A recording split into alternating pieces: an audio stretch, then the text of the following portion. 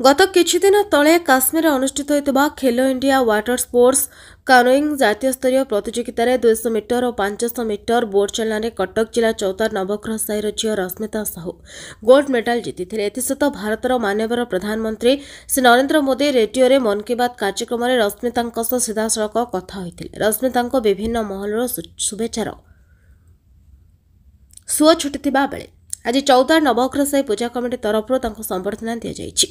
ए कार्यक्रम में public welfare society अध्यक्ष श्री विष्णुचरण साहू अध्यक्षतार आयोजित कार्यक्रम में हिंदू सेवक संघर सभापति श्री दामोदर साहू, पद्मश्री डॉक्टर उत्सव चरण दास, पौरपालिका अध्यक्षा मानसी सोनप्रभा सामल समेत अंचल बहु महिला बुद्धिजीवी माने उपस्थित थिले।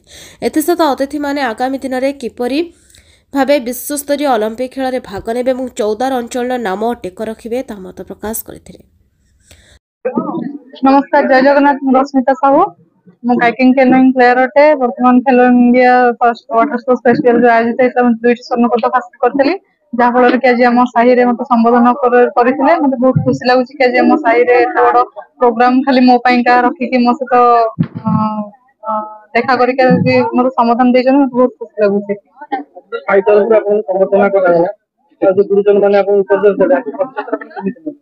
आज्ञा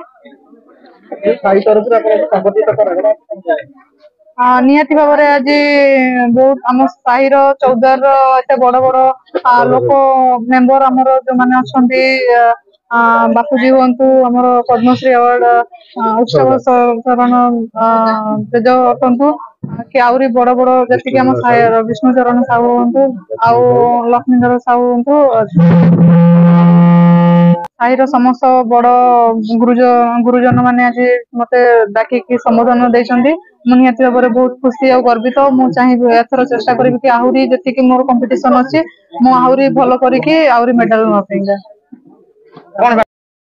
मो भाई आहरी आम 14 रु पिला बाहर जिते भी छोट पिला अच्छा आहरी से खेल में नियोजित होना देशर ना रखते। विष्णुचरण साहू सभापति नवग्रह साई पूजा कमिटी। रश्मिता साहू जे कि ओडिशा पे गर्व आनी चौदार पे गर्व आनी कटक पे गर्व आनी सब बड़ गर्व आम नवग्रह साई रश्मिता साहू होती नवग्रह साई झील एवं आज नवग्रह साई निजको गर्वित मन कर नवग्रह साई झील आज भारत वर्ष ना रखिंट एवं आज आम संबर्धित कर निजक धन्य मन कर।